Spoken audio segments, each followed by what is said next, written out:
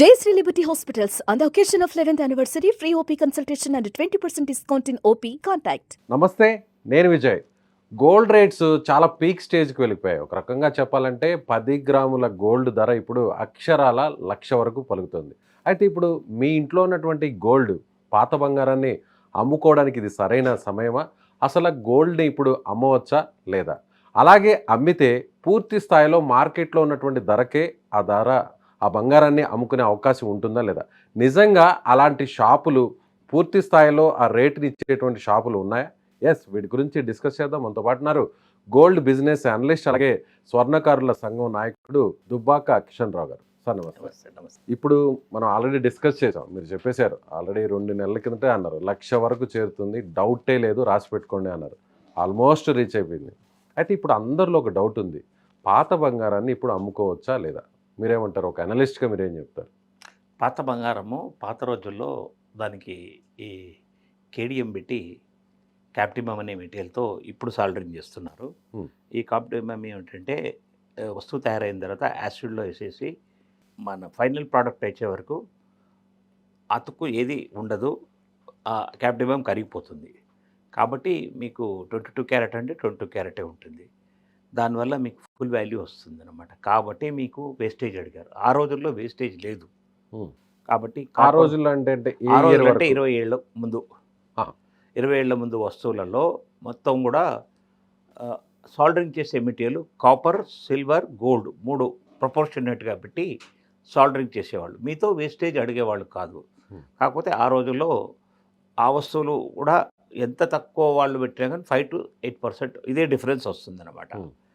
కాబట్టి మీకు 90%, 100% రావచ్చు.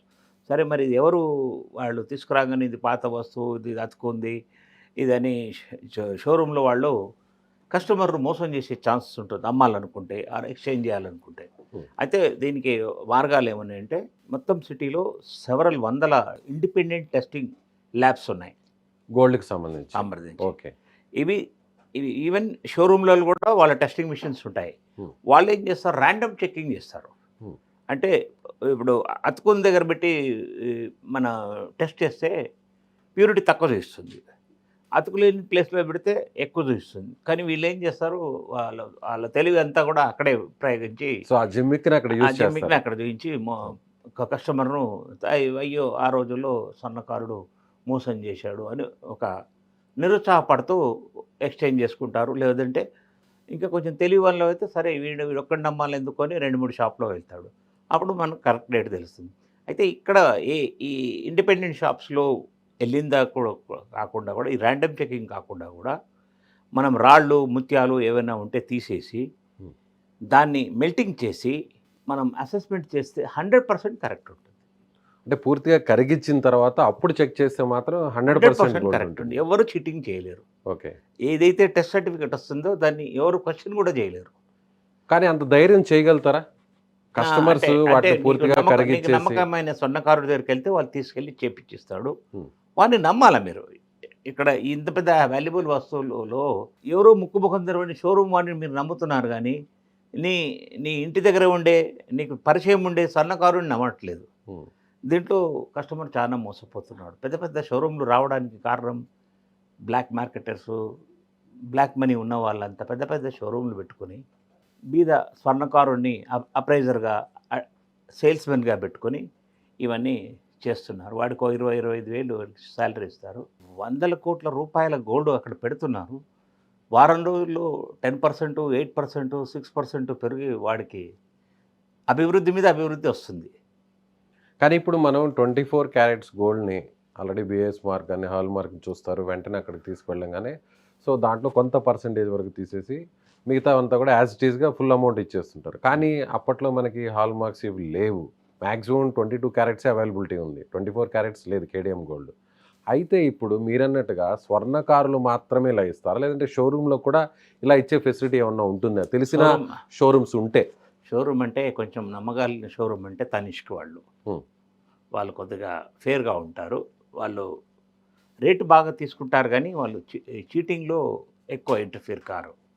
వస్తువు ఎంత పర్సెంటేజ్ చెప్తారో 2% డిఫరెన్స్లో మనకి ఇచ్చేస్తారు. నమ్మితే వాళ్ళు ఎక్స్చేంజ్ చేస్తారు. మనకు క్యాష్ కావాలంటే కూడా ఆ, మన పాన్ కార్డ్ అవన్నీ డీటెయిల్స్ తీసుకొని ఇచ్చేస్తారు అనమాట. ఇప్పుడు ఆల్మోస్ట్ చాలా షోరూమ్స్ అన్నీ కూడా ఈవెన్ గోల్డ్ మేకర్స్ కూడా ఎక్స్చేంజ్కే ఎక్కువ ప్రయారిటీ ఇస్తారు. అంటే సేల్స్ పర్చేస్ కంటే కూడా ఎక్స్చేంజ్కే ఎక్కువ ప్రయారిటీ ఇస్తారు. ఒకవేళ పాత బంగారు ఉంది, ఫర్ ఎగ్జాంపుల్ మా ఇంట్లోనూ తెలిసిన వాళ్ళ ఇంట్లోనూ బంగారు ఉంది, దాన్ని తీసుకువెళ్ళి అమ్మడం బెటర్ అంటారా, లేదంటే ఎక్స్చేంజ్ చేయడం బెటర్ అంటారా ఇప్పుడున్న ప్రైస్ ప్రకారం చూస్తే? మీకు ఇప్పుడు ఒక రెండు ఆప్షన్ ఉన్నాయి. ఒకటి ఏంటంటే మీరేమంటున్నారు, ఎక్స్చేంజ్ చేసుకుంటే ఏంటి లాభం అంటున్నారు. Hmm. ఎక్స్చేంజ్ చేసుకుంటే నీకు మనీ ఇన్వాల్వ్డ్ ఏమి ఉండదు. గోల్డ్ టు గోల్డ్, ఎక్స్ట్రా గోల్డ్కు డబ్బులని ఇస్తాం. ఇంకా నీ దగ్గర ఉన్న ప్యూర్ గోల్డ్ ఉంటే అది ఇచ్చేసి. అంటే మన గోల్డ్నే వాడతారా, లేదంటే వేరే గోల్డ్ లేదు, ఇప్పుడు మీ ఎక్స్చేంజ్ అంటే ఈ గోల్డ్ అలాగే ఉంటుంది, నీ కొత్త వస్తువు తీసుకోమంటున్నాడు. అప్పుడు దీన్ని ఎక్కడ ఎలా వాల్యూ లెక్క కడతారు? అదే ఇప్పుడు ఈ షోరూంలో నమ్మకస్తుడైతే వాడు మనకు వాడి దగ్గర తీసుకున్నది మన బిల్ ఏమైనా ఉంటే, పాత వస్తువులకు బిల్లు అవన్నీ లేవు ఆ రోజుల్లో. కాబట్టి మనం థర్డ్ పార్టీ అసెస్మెంట్కి వెళ్ళాల్సిందే. థర్డ్ పార్టీ అసెస్మెంట్ బిల్ తీసుకొని పోయిన తర్వాత వాడు ఈజ్ ఆల్రెడీ ఇంటెలిజెంట్, అన్ని టెస్టులు చేయించుకొని తీసుకొచ్చాడు, so I should be very fair అని 95% వరకు వాల్యూ పెడతాడు. సో ఇప్పుడున్న సిచ్యువేషన్లో ఆల్రెడీ 80,000, 85,000, రీసెంట్గా 92, 97 అలా వచ్చేసింది. అయితే ఇప్పుడున్న సిచ్యువేషన్లో చూస్తే గోల్డ్ని, పాత బంగారాన్ని అమ్ముకోవడం కరెక్టా లేదా ఇంకా వెయిట్ చేస్తే బెటర్? కొత్తదైనా పాతదైనా అమ్ముకోవాల్సిన అవసరం లేదు. మీకు ఎమర్జెన్సీ, మీకు ల్యాండ్ కొనాలా, పిల్లలకు స్టడీస్కి అబ్రాడ్కి వెళ్ళడానికి, లేకపోతే కళ్యాణంకు ఇంకా ఎక్స్ట్రా గోల్డ్ ఉంది, కట్నం రూపంగా డబుల్ రూపంగా ఇవ్వాల్సి ఉంది అంటే అమ్ముకోవాల్సిందే. హాస్పిటలైజేషన్ అయినా కానీ అమ్ముకోవాల్సిందే కదా. ఆ రూపంలో అమ్ముకోండి, కానీ ఇప్పుడు లాభం గురించి అమ్ముకోండి. ఇప్పుడు ఎందుకంటే 120 వెళ్ళినప్పుడు మరలా మీరు బాధపడతారు కదా. 1,20,000, 1,25,000 అయినప్పుడు అయ్యో నేను కొన్ని రోజులు ఆగితే బాగుండింది అనుకుంటాం కదా. 3 ఏళ్ల కింద 50,000 లోపల ఉండింది సార్, ఎగ్జాక్ట్లీ 3 years కింద. ఇప్పుడు 95,000 పైన దాటింది. మరి అప్పుడు కొన్నవాడు అదృష్టవంతుడు. ఇప్పుడు అమ్ముకుంటే వాడికి అవసరానికి అమ్ముకుంటేనే లెక్క కట్టండి, అంతేగాని లాభాపేక్ష గురించి కాదు. ఈరోజు మీకున్న రేటు వస్తుంది అంతే. చాలామంది ఎక్స్పర్ట్స్, బిజినెస్ ఎక్స్పర్ట్స్ కావచ్చు, గోల్డ్ అనలిస్టులు కావచ్చు, బిజినెస్ అనలిస్టులు కావచ్చు, వీళ్ళందరూ కూడా ఒకటే మాట చెప్పారు. ఈ ఫైనాన్షియల్ ఇయర్ అంటే 2026 ఫైనాన్షియల్ ఇయర్కి ఆల్మోస్ట్ ఒక 1 lakh రీచ్ అవుతుందన్నారు. లేదు, డిసెంబర్ 2025 ఎండింగ్ లోపల 1 lakh రీచ్ అవుతుందని మీరు కూడా చెప్పారు. కానీ ఆల్మోస్ట్ మనకి ఇప్పుడు ఏప్రిల్, మేలోనే 1 lakh రీచ్ అయిపోతుంది. ఈ ఇయర్ ఎండింగ్కి లేదంటే నెక్స్ట్ ఫైనాన్షియల్ ఇయర్ ఎండింగ్కి ఎంతవరకు రీచ్ అయ్యే అవకాశం? 1,10,15 వరకు అయితే 100% 15 కూడా వెళ్తుంది. 1,15,000 దసరా వరకు మీరు హోప్ పెట్టుకోండి. అంటే సిచ్యువేషన్ కూడా బాగాలేదు. ట్రంప్ విధానాలు, చైనాతో దిస్సింగ్, ఈ మధ్య ఎక్కువ చైనానే కొనింది గోల్డ్. ఇప్పుడు చైనా హోల్డ్ చేసి పెట్టింది.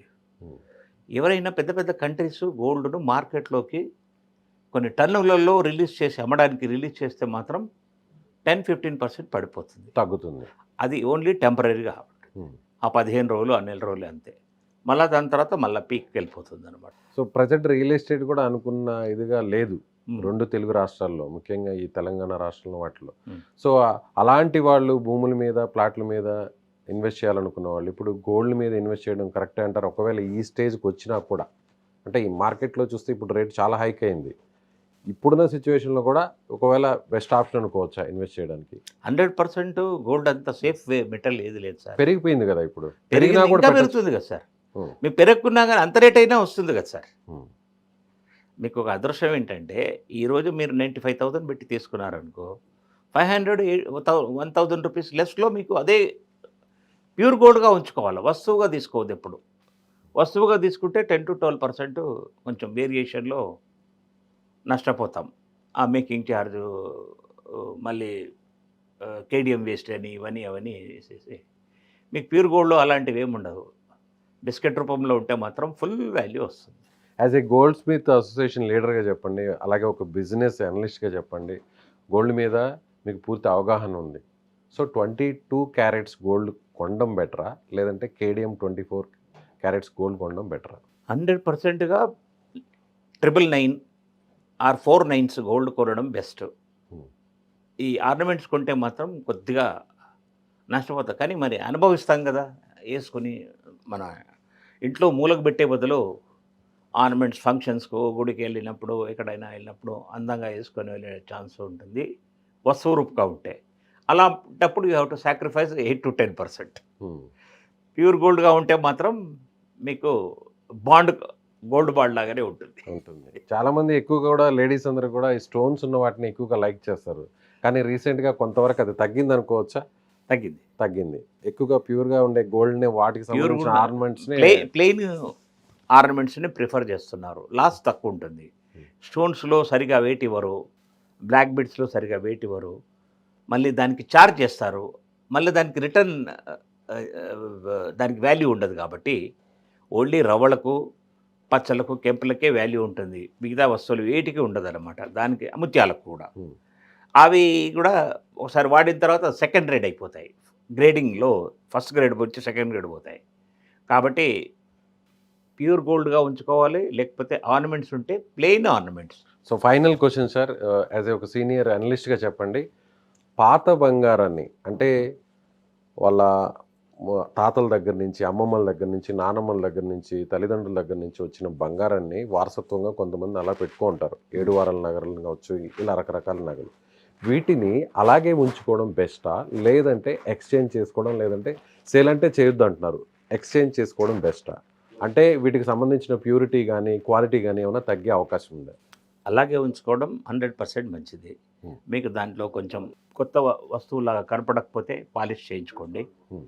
మళ్ళీ దాంట్లో మీరు ఏమన్నా డిజైన్స్ చేంజ్ చేసుకోవాలనుకుంటే కూడా చేయించుకోండి. దాన్ని కొత్త లుక్ వచ్చేలాగా కూడా చేయించుకోవాలనుకుంటే చేయించుకోండి. కానీ పాత వస్తువులే. పాత వస్తువులు ఎక్కడ సాల్డరింగ్ ఉంటుందో అక్కడే కొద్దిగా డిఫరెన్స్ ఉంటుంది. మిగతా వస్తువు మాత్రం 23 క్యారెట్ గోల్డ్ కూడా వాడతారు. అంటే 96% ప్యూరిటీ గోల్డ్ వాడతారు అనమాట. ఓకే, మీరు అంటున్నారు 92కే మీరు గ్రేట్ అనుకుంటున్నారు కదా. ఆ రోజుల్లో 96% గోల్డ్తో కూడా ఆర్నమెంట్ తయారయ్యాయి. So thank you sir. So చూసారుగా వ్యూవర్స్, ఓల్డ్ ఈజ్ గోల్డ్ అన్న మాటను మనం వింటూ ఉంటాం. అలాగే ఇప్పుడు ఓల్డ్ గోల్డ్ కూడా ఖచ్చితంగా ప్యూర్ గోల్డ్ అని చెప్తున్నారు అనలిస్ట్ కిషన్ రావు గారు. సో మీరు కూడా ఒకవేళ మీ పాత బంగారాన్ని మార్చుకోవాలన్నా, లేదంటే ఖచ్చితంగా అమ్మాల్సినటువంటి సిచ్యువేషన్ వస్తే ఖచ్చితంగా మీకు తెలిసినటువంటి స్వర్ణకారుల దగ్గరకు, అలాగే షాపుల వద్దకు వెళ్ళి కరిగించి ఆ తర్వాత అమ్మడం ద్వారా పూర్తి స్థాయిలో మీకు మార్కెట్ ప్రైస్ వచ్చే అవకాశం ఉందని ఆయన చెప్తున్నారు. Thank you so much.